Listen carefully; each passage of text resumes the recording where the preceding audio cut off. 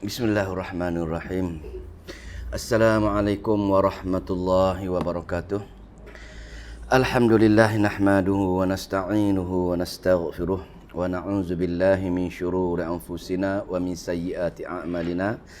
Man yahdihillahu fala mudhillalah wa man yudlilhu fala hadiyalah. Asyhadu an la ilaha illallah wahdahu la syarikalah wa asyhadu anna Muhammadan abduhu wa rasuluh. Rabbi shrah li sadri wa yassir li amri wahlul 'uqdatam min lisani yafqahu qawli. Amma ba'd. Alhamdulillah, kita meneruskan pengajian kita. Insya-Allah malam ini surah Al-Fil. Surah mengenai kumpulan bergajah, pasukan bergajah. Surah Al-Fil merupakan surah yang ke-105, 105 ayat Makkiyah.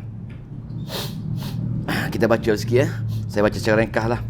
A'udzu billahi minasyaitonir rajim. Bismillahirrahmanirrahim. Alam tara kaifa fa'ala rabbuka bi ashabil fil? Alam tara kaifa fa'ala rabbuka bi ashabil fil? Tidakkah kamu perhatikan bagaimana berbuat oleh Tuhanmu terhadap pasukan bergajah? Alam yaj'al kaidahum fi tadlil? Tidakkah dia jadikan tipu daya tentera bergajah itu dalam sia-sia sahaja? Wa arsala alaihim tayran ababil? Dia mengirimkan atas mereka kumpulan burung-burung kecil, berkumpulan. Tayran, burung kecil, ababil, kumpulan-kumpulan. Tarmihim, burung itu tarmihim, melemparkan bihajaratin min sijil, batu-batu daripada yang tanah yang keras. Faja'alahum ka'asfim ma'kul, lalu menjadikan mereka tadi, golongan tentera bergajah tadi, seperti daun-daun yang dimakan binatang. Itu secara kasar dia punya maksud. Jadi bila kita baca maksud, begitulah terjemahan surah Al-Fil.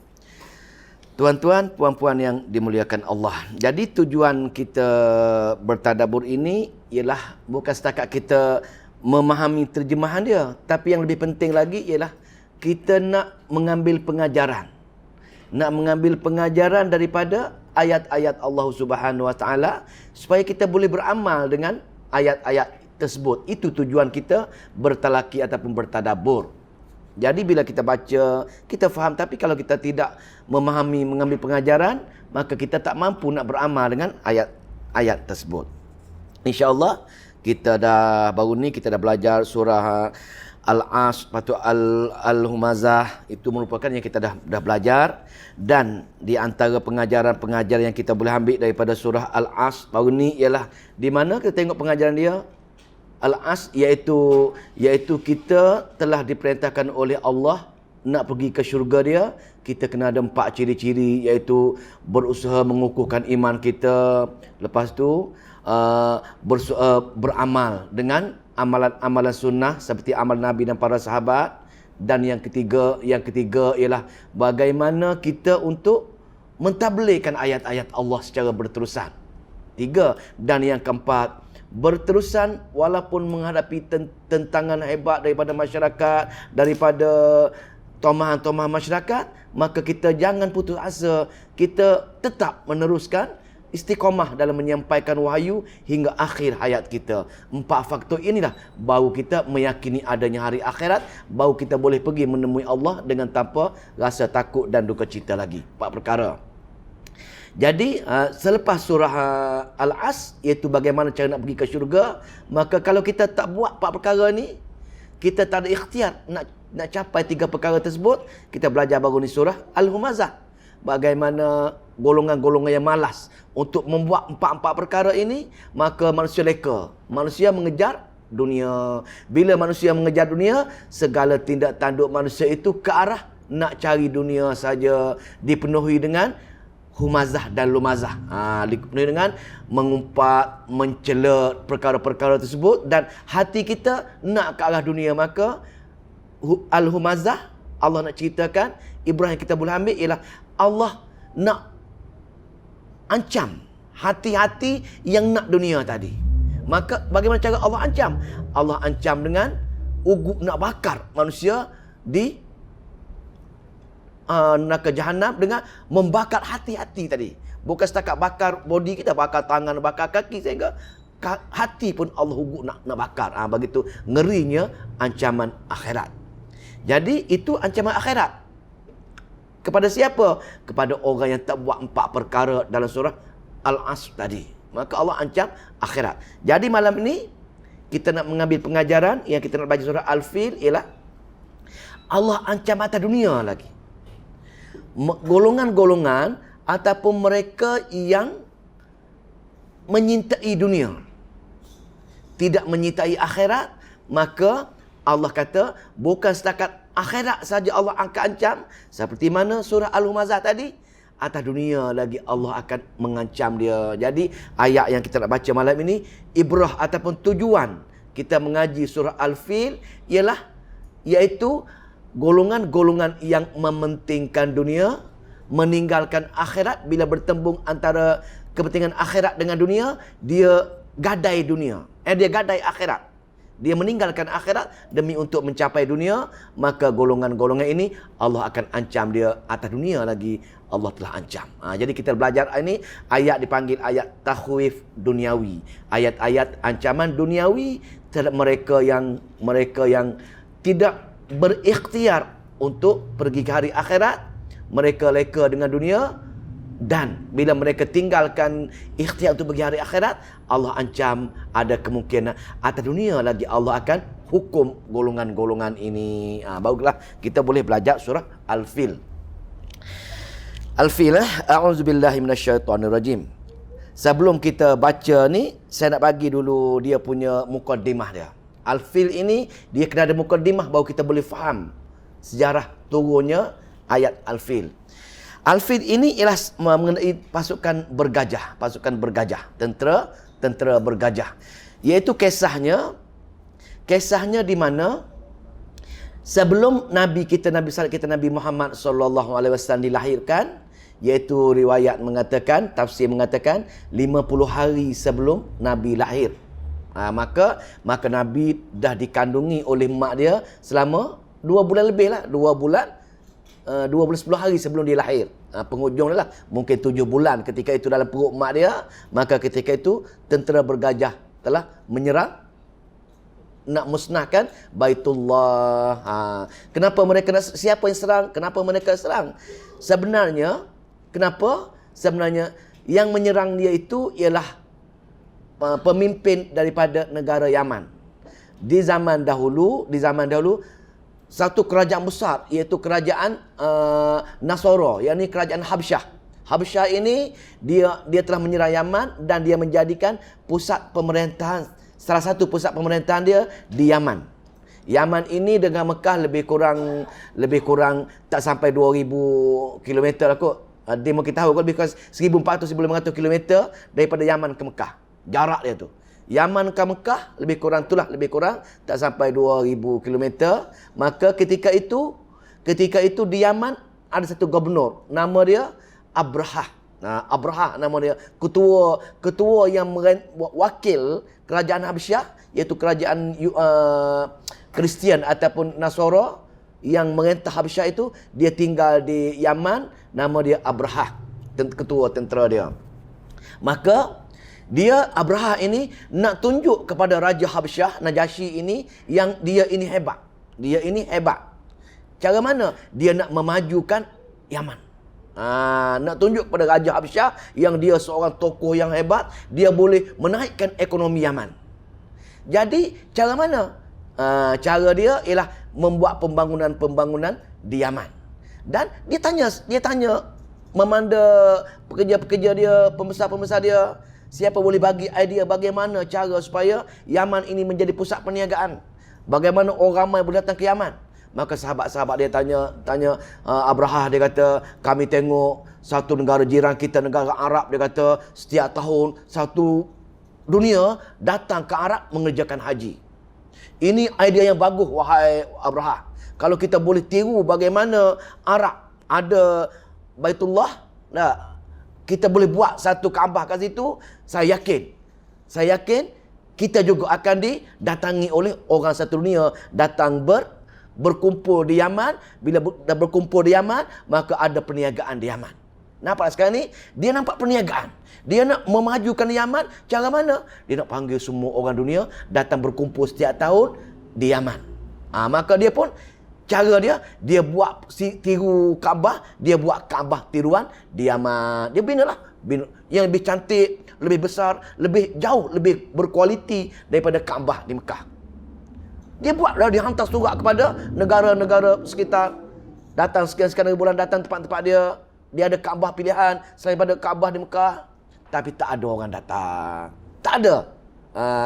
Bila tak ada orang datang, dalam masa yang sama juga, ada juga tafsir mengatakan, golongan-golongan Arab, dia nak marah. Kenapa Yaman ini pandai-pandai buat Kaabah lain. Dia pergi di Kaabah tiruan tersebut. Dia buang air besar, dia ambil najis dia lumur di Kaabah tiruan tadi. Lagi marah. Orang Yaman marah. Dia kata tak boleh jadi. Mesyuarat balik tak boleh jadi ini. Jadi bagaimana cara supaya orang datang ke Kaabah Yaman, tinggalkan Kaabah ini? Jadi nasihat pembesar-pembesar dia dan tafsir mengata mereka juga ahli-ahli Nasara, orang agama dia. Dia kata, tuanku, dia kata tak ada cara lain. Kita runtuhkan Kaabah yang di Mekah. Tengok tak? Tengok bagaimana dia mementingkan dunia. Dia nak majukan Yaman, nak naikkan aktiviti ekonomi Yaman, dia sanggup nak meruntuhkan rumah Allah di Mekah. Demi dapat perkara-perkara dunia, dia sanggup meruntuhkan agama. Tengok, ibrah ataupun pengajaran yang kita boleh ambil di sini atas perkara-perkara agama, lambang. Kaabah lambang agama. Macam kita ni, masjid, surau, lambang. Jangan kita menjadikan masjid, surau ataupun mana-mana pusat pengajian, pusat tahfiz yang menjadi lambang agama, dimusnahkan benda tersebut. Ini cara dia. Tak boleh. Kalau musnahkan, kita mengambil kepentingan dunia tadi. Mengambil kepentingan dunia. Maka di sini mereka pun bermesyuarat. Kita pergi serang Mekah, runtuhkan Kaabah di Mekah. Maka dengan semua tentera paling ramai, tentera Habasyah ni paling besar ketika itu, maka dia pun bersiap sedia daripada Yaman datang nak untuk Kaabah, dipanggil dengan diketuai oleh Abraha ini, naik satu gajah yang paling besar. Ketua gajah lah, gajah. Tapi dalam surah Al-Fil ini seekor gajah. Tapi tafsir mengatakan gajah, dia merujuk pada gajah yang besar tadi, ketua gajah tadi. Gajah-gajah yang kecil ada lagi 8 ekor gajah-gajah yang lain. Tapi memandangkan tak ada dalil yang sahih, pasal Al-Fil itu merujuk pada satu gajah, kita pegang pada gajah yang besar pemimpin tadi. Maka dia pun menjalankan tipu daya. Ini tipu daya dia. Dia nak marah, dia nak tutup Kaabah supaya orang datang tempat dia. Dia kata pasal orang Arab pergi merosakkan Kaabah dia, cumur najis-najis di Kaabah dia, atas faktu dia nak serang Kaabah. Dia buat tipu daya. Maka dia pun datang. Berapa lama? Wallahu ta'ala alam. Katakan 1,500 kilometer, berjalan kaki, ataupun naik kuda ke unta ke, dia tak cerita. Sampai di Mekah. Bila sampai di Mekah, di Mina, antara Mina dengan Muzdalifah tu, di situ nama dia setengah kata nama dia Muhassil, kata Mughammil, wallahu a'lam nama. Tapi sebelum Mina tu, di situ gajah tu berhenti. Gajah tak nak masuk melepasi Mina, menuju ke Mina, ke Mekah, ke Kaabah ni lebih kurang 7-8 km lah. Stop situ 7 km lagi, gajah tak nak pergi. Pihak macam mana pun, halang macam mana, dia berpusing balik ke Yaman balik. Maka binatang pun, inilah hikmah tanah haram yang Allah buat macam itu arahan Allah Subhanahu Wa Taala. Bila sampai di tempat perhentian di tempat Mughammil tadi, maka duduk di situ. Maka ada juga riwayat mengatakan golongan ini telah menangkap unta ketua. Siapa ketua Mekah ketika itu? Ketua datuk pada Nabi kita Abdul Muttalib. Dia pemerintah Mekah. Di Bani Hashim yang kontrol, dia kontrol Mekah ketika itu. Ada juga riwayat mengatakan dia tangkap lebih kurang 200 ekor unta. Bila ditangkap unta tersebut, dia panggil lah nak jumpa dengan tuan punya unta. Maka datanglah pergi Abdul Muttalib. Datang jumpa dia. Abdul Muttalib, dia kata, apa yang kamu nak wahai Abdul Muttalib? Dia kata, wahai Abraha, Aku tak nak apa, aku nak minta kamu kembalikan unta aku balik, aku nak lari daripada sini. Terkejut Abraha. Orang nak serang negeri dia, orang nak runtuhkan Kaabah, dia langsung tak nak jaga Kaabah. Pelik. Pelik. Itu satu cerita lah. Cerita yang kedua, bukan unta.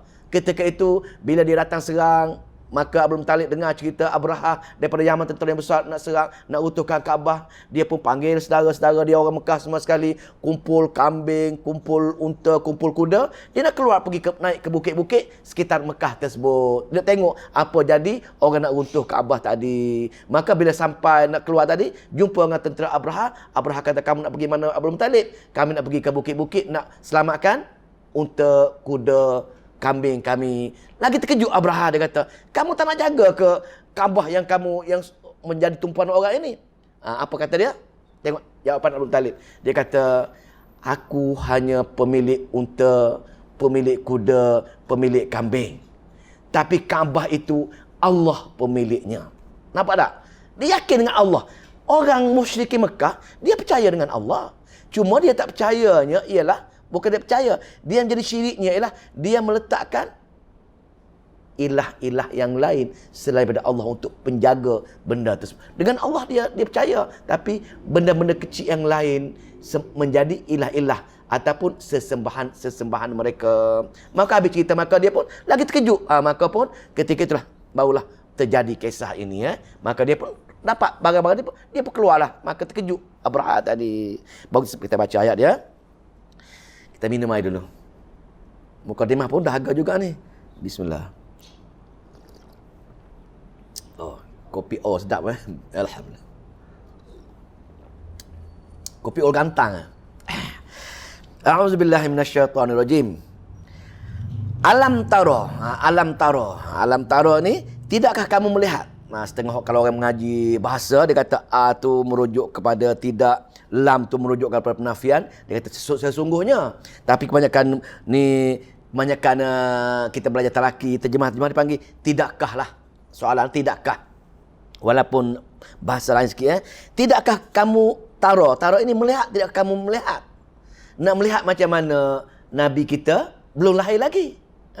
Taro di sini ialah sebagai Allah nak tunjukkan, alam taro, tidakkah kamu melihat? Bukan melihat, tidakkah kamu mengetahui? Pasal apa? Pasal ini untuk melihatkan bukti. Bukti pasal kisah tentera bergajah menyerang Mekah ini semua orang tahu.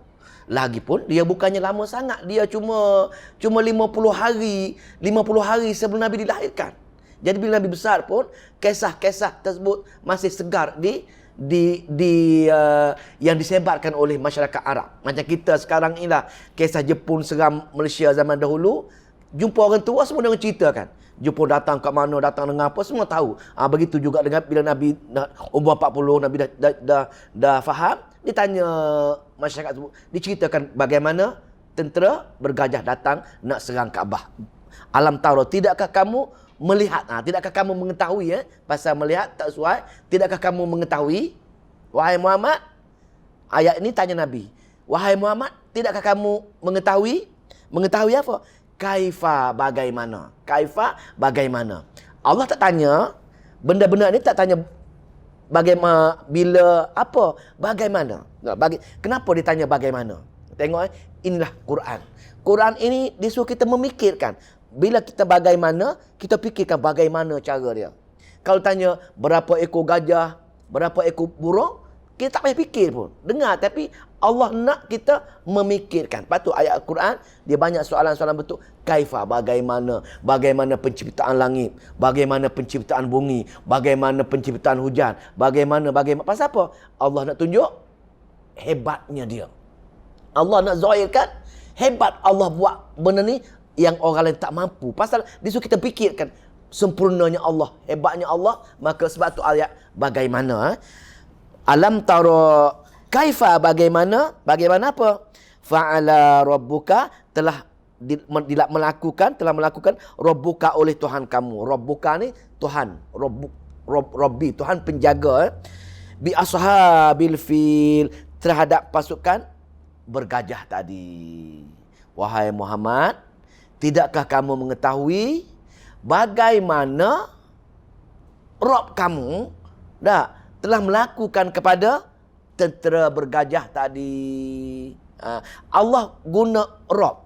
Kenapa dia tak guna Allah? Bila dalam ayat Al-Quran, bila kita bunyi Rabb, bila bunyi Rabb ni penjaga, kod Melayu penjaga. Penjaga maksudnya Allah lah mencipta, Allah lah penjaga. Nak cerita di sini kita ni Rabb, ya Rabbi, ya sebut ya Rabb tu maknanya kita berdoa. Ya Rabbi maknanya wahai Allah, kamu buat aku, kamu jaga aku. Ya Rabbi, kita minta sekian-sekian tu. Kita kena puji Allah dulu bahwasanya kita nak mengesahkan Allah, dia buat kita, dia jaga kita. Di sini Allah memperkenalkan diri dia dengan nabi dia, fa'ala rabbuka, Tuhan kamu yang cipta kamu, yang jaga kamu. Bagaimana dia melakukan kepada tentera bergajah tadi. Gajah binatang yang besar. Sebab tu dia tak katakan tentera berkuda, kuda kecil. Binatang yang paling besar adalah gajah. Sekarang kita tengok dah. Ada kita rasa dinosaur lagi besar. Dinosaur kan, tapi tak ada orang tengok dinosaur ni. Cuma teori saja. Dinosaur sekian-sekian besar. Tapi hanya tak ada orang nampak benda tu. Tapi yang orang nampak gajah lah yang paling besar lautan ni. Gajah yang paling tokoh, yang paling besar, yang paling kuat, gajah. Segagah gajah. Kita buat umpamaan gagah macam gajah orang tu. Tak ada gagah macam harimau, tak ada. Pasal gajah lebih gagah lagi daripada harimau. Maka Allah ceritakan hebatnya gajah itu, bagaimana Allah telah melakukan kepada tentera bergajah tadi. Bagaimana cara dia? Iaitu tengok tadi gajah tadi, Tuhan penjaga. Nak cerita ni, Allah nak ceritakan dia penjaga Nabi. Jangan risaulah Nabi jadi Nabi nanti. Aku akan jaga kamu, wahai Muhammad. Kamu teruslah menyampaikan wahyu-wahyu aku kepada semua umat-umat kamu. Umat kamu larang ke, umat kamu marah dengan kamu ke, aku penjaga. Pengajaran kita boleh ambil sini, tuan-tuan, puan-puan yang memuliakan Allah. Bila kita belajar Al-Quran, cuba mengajar Al-Quran. Datang belajar Al-Quran Sunnah ini, jangan terkesan dengan masyarakat yang memandang serong, atau jangan terkesan dengan masyarakat yang tak suka dengan kita. Pasal apa? Pasal Allah kata dia Rabb, dia jaga. Jangan risau, jangan terkesan. Kamu nak terkesan dengan manusia ke? Kamu nak terkesan dengan aku, wahai hamba? Aku buat kamu, aku jaga kamu. Bukan orang lain buat kamu, bukan orang lain jaga kamu. Tapi kenapa kamu takut dengan orang lain daripada takut dengan aku? Maka atas itu kita kena beramal dengan ayat Rabbuka ini.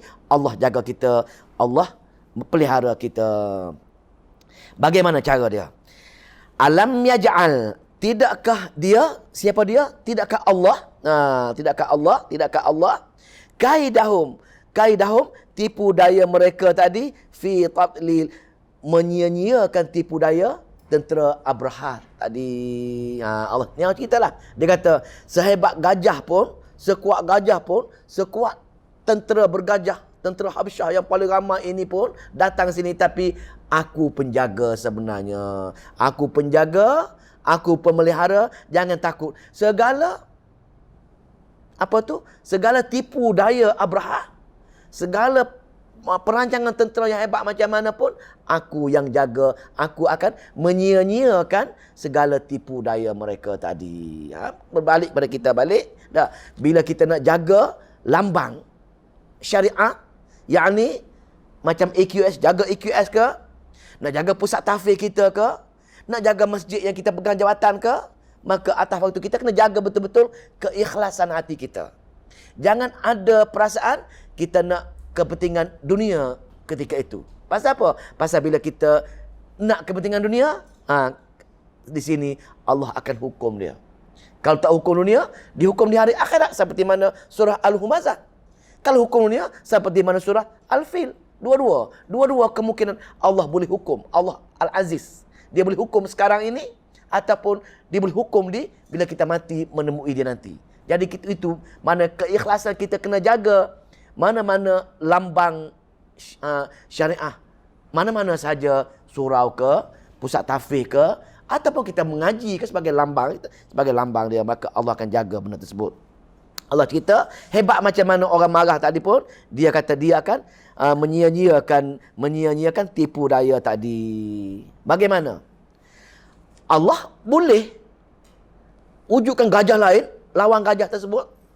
Allah boleh buat apa saja untuk memusnahkan gajah tadi. Tapi Allah nak ceritanya, dia hebat. Dia nak lawan sekuat gajah tadi.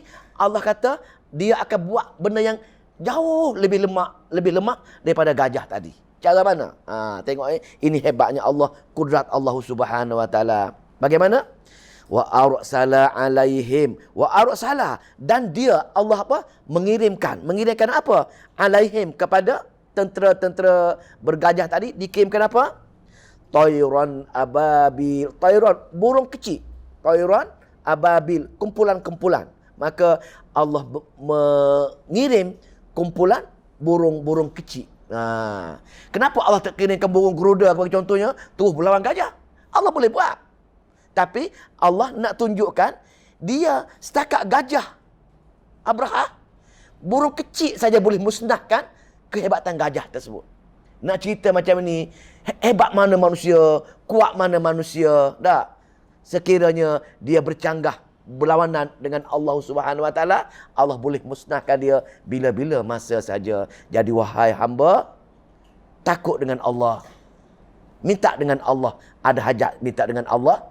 Ada masalah, minta dengan Allah. Kerana Allah lah yang sebenarnya maha kuasa. Kenapa kita nak minta kepada perkara-perkara lain selain daripada Allah Subhanahu wa taala? Jadi Allah nak cerita di sini, ibrah yang kita boleh ambil di sini ialah dengan sekadar kumpulan burung kecil saja boleh musnahkan tentera bergajah yang paling-paling besar, paling-paling kuat tersebut.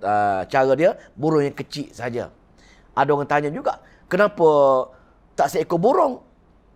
Berkumpulan burung. Ada juga ahli tafsir mengatakan pasal dia mengkaji burung ini pun nak teman, nak kuat semangat dia. Ini tak ada dalil lah. Cuma antara hikmah dia ada kemungkinan binatang ini dia nak orang yang kecil lawan orang besar, orang kecil takut. Jadi bagaimana cara supaya orang kecil lebih berani? Maka dia ramai-ramai, ada lagi kuat semangat sikit. Menaikkan semangat. Begitu juga dengan antara hikmah Allah kirim kumpulan burung-burung ini ialah supaya kumpulan burung tersebut bersemangat nak lawan kumpulan gajah yang besar tadi. Itu maksud Tayran ababil. Tayran ababil. Di Kelantan baru ni, dia ada pameran barang-barang artif pameran Nabi itu. Ini salah satu ni. Dia ada batu burung ababil. Batu burung ababil kumpulan. Batu daripada Tayran kumpulan ni disimpan. Dia kata kalau siapa yang tak percaya batu ialah batu burung ababil tadi, dia kata burung ababil tadi, dia kata maka orang itu Wahabi, dia kata. Dia buat syarat macam tu. Tapi dia katalah, satu ustaz cerita nama dia lah. Ustaz tu kata, ini ori. Betul-betul batu daripada burung ababil yang diambil dulu, dia kata. Diambil daripada zaman gajah lagi. Ada bukti dia. Dia ceritalah bukti 3 cara dia pastikan benda tu ori. Yang pertama dia kata bersanad. Daripada mana sanad dia tahulah. Siapa jumpa pegang batu ni kepada big wallahu taala, dia cerita. Yang kedua dia kena test batu tu ada apa kandungan dia. Yang ketiga lupalah, mana ustaz dia kelakar sangat. Jadi kerajaan Kelantan telah mengharamkan dia. Bukan sekejap tapi mengharamkan dia. Rupa-rupanya sijil. Dia ada sijil original museum di Mekah tu cop. Bahawasanya ini betul. Batu burung ababil ini betul. Tiga kriteria dia kata ini ori. Sedangkan itu pembohong, memang pembohong besar. Maka pihak museum dah mengatakan ini tak benar. Maka kerajaan Kelantan telah tutup pameran ini. Ini golongan-golongan yang nak mencari, dia bukan nak belajar, dia bukan nak tengok bagaimana soalan Tuhan tadi. Dia nak ambil hikmat daripada benda-benda ajaib tadi. Manusia yang tidak berilmu, dia mengaji ini, dia nak ambil untuk kepentingan dunia, bukan nak beramal dengan ayat. Berbeza kita nak mencari ilmu ni, kita nak beramal. Lepas tu kita nak tahu bagaimana yang Allah tanya, bagaimana supaya kita boleh beramal. Hebatnya Allah, kudrat Allah Maha Sempurna, supaya kita lebih takut dengan Allah, lebih taat dengan Allah. Itu tujuan kita belajar, beramal dengan ayat-ayat Allah. Golongan jahil, dia nak cari kepentingan dunia, dapat batu tadi, murah rezeki. Itu nak dia. Tikam takluk, orang perempuan suka. Berbagai-bagai cara dia nak hikmat untuk kepentingan dunia. Kita berilmu nak untuk akhirat. Perbezaan ilmu tadi. Jauh kita begini, tak sempat habis ni. Tairun ababil. Bagaimana cara dengan burung kecil, kumpulan-kumpulan burung tadi? Maka di sini cara mana? Allah perintah tarmihim. Tarmihim, Allah telah perintahkan tarmihim, burung melempar, burung membaling. Membaling apa? Membaling bihijaratin min sijil. Bihijaratin, hijarah, batu-batu yang keras, min sijil, daripada tanah yang terbakar. Ini pun banyak tafsir lah. Sijil ini banyak tafsir mengatakan dia sijil ini mengatakan tempat neraka kan, iliyin sijilin tu. Ada juga mengatakan tafsir mengatakan batu ini yang dipanaskan di neraka lagi. Allah bagi kepada burung supaya perintah pada burung supaya burung ambil batu tersebut. Tafsir mengatakan 3 biji batu. Seekor burung ada tiga ketul batu. Ini tafsir ini ahli tafsir mengatalah. Satu di muncung dia, satu di kaki kanan, satu di kaki kiri. Maka seekor burung bawa tiga batu. Katakan 3,000 burung bawa kalilah 3,000, 3 batu kali dengan 3,000. Dan ada juga tafsir mengatakan satu batu dah siap nama dah. Ini nama A, maka tepat-tepat dia akan baling terus jatuh ke A tadi. A lari macam mana pun tepat kena batu tu, kena kepala sampai kaki hancur. Manusia yang terkena batu tadi. Sebagaimana kisah mana batu ini? Hujan batu di zaman Nabi Lut. Dah siap-siap nama dah. Lari macam mana batu kejar. Batu kejar. Sembunyi lubang pun batu masuk dalam lubang balik. Sembunyi gua pun batu masuk. Nak lari mana? Pasal batu ini bukan burung tapi Allah yang perintahkan, cuma asbab burung saja. Maka di sini bihijaratin min sijil. Daripada mana batu? Wallahu ta'ala. Tapi di sini daripada yang dibakar. Daripada sijil kita tak kisahlah. Cuma yang Allah nak ceritanya, inilah hebatnya Allah. Ceritakan burung bawa 3 batu. Cuba bayangkan, burung yang kecil bawa mesti batu yang kecil kan. Mana mungkin burung kecil bawa batu yang besar. Burung kecil bawa batu yang kecil, maka dia pun jatuhkan di setiap tentera Abrahah tadi. Dan dalam masa yang sama, dalam masa zaman dahulu, tuan-tuan puan-puan dimuliakan Allah, masa perang zaman dahulu, dia orang bawa semua peminat-peminat orang nak berniaga. Pasal perang zaman dahulu sebagai pesta. Pasal bila perang ramai. Ada pasukan soraknya, ada pasukan menyanyinya, ada pasukan pemuzik. Pasal apa? Untuk bagi semangat berperang. Berperang apa? Pedang tak? Mula-mula seorang lawan seorang dulu. Lepas tu habis seorang sama seorang, baru datang kumpulan-kumpulan. Dia perang macam tu. Maka ramai penonton-penonton tu. Dia berniaga barang, laku barang ketika tu. Maka di sini ada juga tafsir mengatakan semua sekali Allah musnahkan. Tetapi bila dibangkitkan nanti, kalau orang yang berniaga tadi niat dia betul, bukan niat nak tolong tentera jahat nak runtuh Kaabah tadi, maka hukuman berbeza dengan orang yang berniat nak runtuhkan Kaabah tadi. Macam kita lah. Bila kita duduk sekampung, kita orang baik, ada lain orang jahat. Bila Allah hukum semua sekali. Bila hukum semua sekali, kita orang baik akan dibangkitkan dalam suasana baik.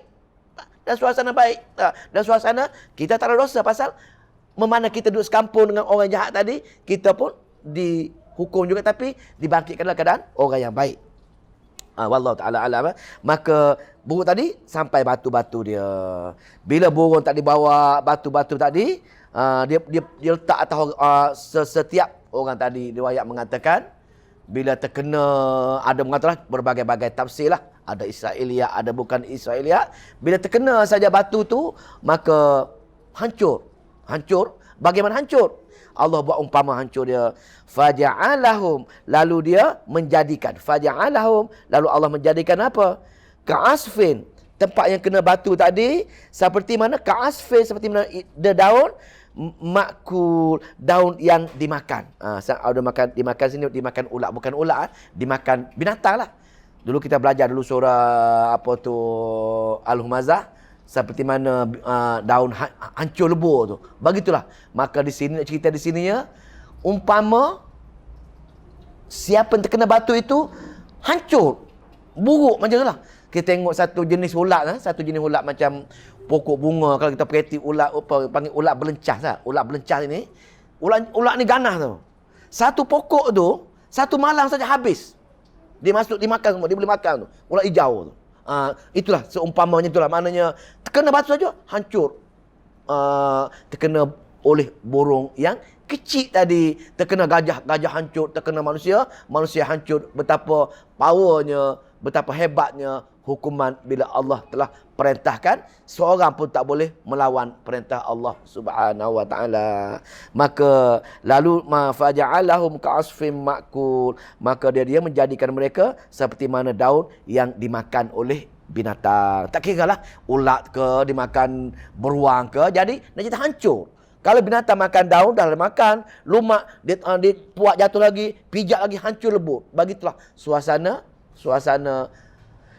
tentera Abrahah yang terkena kepada batu oleh Tayran Ababil tadi, kumpulan burung-burung kecil tadi. Maka hancur semua sekali, mereka mati semua sekali. Maka mereka tak berjaya nak merobohkan Kaabah. Jadi pengajaran ataupun kesimpulan yang kita boleh ambil daripada ayat Al-Fil ialah, bila kita baca saya, mungkin kita tak faham, tapi pengajaran dia ialah bila kita meninggalkan lambang syariat Allah, bila kita maknanya tertarik dengan dunia, kita tergoda dengan nikmatnya dunia, keseronokan dunia, kita nak kejar dunia, maka kita sanggup meninggalkan akhirat.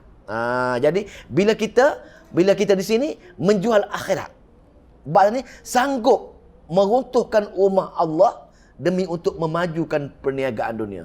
Sanggup kita tak pergi surau, masjid, demi untuk berniaga tempat lain. Itu lebih ringan sikit. Lebih teruk lagi, sanggup kita buat berbagai-bagai fitnah ke masjid surau, bergaduh ke, maka demi untuk kita nak suruh surau masjid itu ditutup ataupun tak ada orang, tak ada Jumaat kat situ. Kita nak menggagalkan rumah Allah. Ada tujuan-tujuan lain, yang setiap mereka yang dipertanggungjawabkan jaga masjid surau, dia ada kepentingan peribadi. Nampak tak? Kepentingan peribadi itulah dunia tadi. Maka dia sanggup menghilangkan, mengurangkan lambang syariah masjid surau yang Allah suruh makmurkan. Maka dia ada penting lain, maka termasuk golongan dalam ayat ini mementing dunia, mementing perkara-perkara dunia. Maka mereka meninggalkan perkara-perkara lambang syariah tadi. Maka di sini Allah kata ada kemungkinan kalau dalam ayat ini Allah hukum atas dunia lagi. Dalam ayat yang lain Allah hukum di hari akhirat. Hari akhirat baru surah Al-Humazah Allah bakar hingga hati dia. Tapi ayat ini dunia lagi ada kemungkinan Allah telah hukum. Dua perkara. Ancaman akhirat pun ada kemungkinan, ancaman dunia pun ada kemungkinan bagi mereka yang tidak berikhtiar untuk pergi ke hari akhirat dengan cara mementingkan sangat kepentingan dunia hingga meninggalkan prioriti ataupun kepentingan akhirat. Jadi itulah kesimpulan surah bila kita baca surah Al-Fil. Surah Al-Fil ini bukannya nak cerita pasal burung bawa batu, gajah mati. Bukan.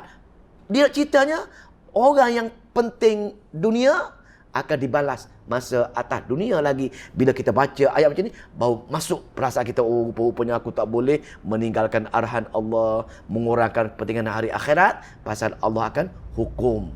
Takut-takut terkena atas dunia lagi. Barulah kita baca Al-Quran, baca dengan mengharap, dengan minta dengan Allah, bermunajat dengan Allah. Lepas tu kita baca benda-benda tu, baca bila kita bertadabbur, kita ambil pengajaran dia, barulah kita menepati Allah suruh berfikir dengan ayat-ayat Allah. Kalau kita baca Al-Quran sekadar baca, ataupun sekadar baca tahu makna, tak tahu dia punya ibrah, pengajaran dia, maka kita tak mampu nak beramal dengan ayat-ayat Allah Subhanahu Wa Taala.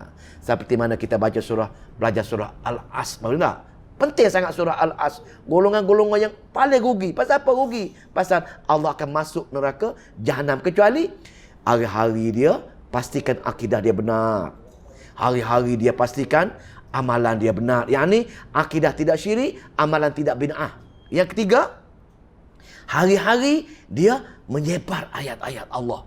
Belajar ayat-ayat Allah, menyebar ayat-ayat Allah. Hari-hari juga. Satu hari satu muka surat dia baca. Satu hari dia bertadabbur satu muka surat. Ataupun satu hari, 2 hari sekali ke baca. Istiqamah. Dan benda tu jangan terkesan malas ke, ada perkara dunia ke, orang lain marah ke, maka watawassaw bil haqq dan watawassaw bis sabr, hingga mati dia buat perkara ni, barulah dia memenuhi tuntutan nak pergi syurga Allah. Kalau berhenti separuh jalan, dapat hobi baru, hobi menanam pisang musim Covid dah, maka dia pun sibuk menanam pisang belayam, maka dia tinggal nak bertadabbur ayat-ayat Al-Quran. Itu tak istiqamah, tak mencapai nak pergi ke syurga Allah. Nak pergi ke syurga Allah kena watawassaw bis sabr, mesti sabar menghadapi apa-apa rintangan, maka istiqamah tetap meneruskan hingga Allah cabut nyawa kita, barulah kita benar-benar nak pergi, tidak menjadi orang yang rugi sebenarnya. Maka bila kita rugi, itulah kita suka dengan dunia, Allah hukum kita. Sama ada lumazah luka, ataupun malam ini bila kita kepentingan dunia ni nak merobohkan lambang syariat ini, maka Allah hukum atas dunia lagi. Maka tuan-tuan, puan-puan yang dimuliakan Allah, maka selepas ayat ini pun sama saja. Mana-mana mereka yang Allah ceritakan, orang yang penting dunia, pasal suasana ancaman akhirat dah habis dah. Ancaman akhirat dia habis dengan surah Al-Humazah. Itu Al-Humazah itu batu narullah, Allah ugut dengan api Allah. Itu penutup api Allah, betapa ngerinya api Allah yang nak bakar hati-hati kita ini. Maka lepas ini ayat-ayat daripada surah Al-Fil, surah Al-Ma'un tu tentang dunia, bagaimana cara kita syok sangat dengan dunia, kedekut dengan harta, seronok dengan perkara-perkara lain, semua sekali surah-surah yang ke belakang ini. Jadi tujuan sama, tujuan dia jangan jadi kita gila dengan dunia. Ingat hari akhirat, walaupun dia kejar dunia, tapi tujuan dia untuk pergi ke hari akhirat. Cuma tak nampak hukuman di hari akhirat, dia nampak hukuman atas dunia. Wallahu ta'ala alam. A'udzubillahi minasyaitonir rajim. Bismillahirrahmanirrahim. Allahumma salli wa sallim wa barik ala Muhammad. Allahumma faqina fid din wa 'allimna ta'wil wahdina ila sawa'is sabil. Allahumma fiqna lima tuhibbu wa tarda waj'al akhiratana khairan minal ula. Radina billahi rabban wa bil islami dina wa bi Muhammadin sallallahu alaihi wasallam. Rabbana atina fid dunya hasanah fil akhirati hasanah wa qina azabannar. Walhamdulillah.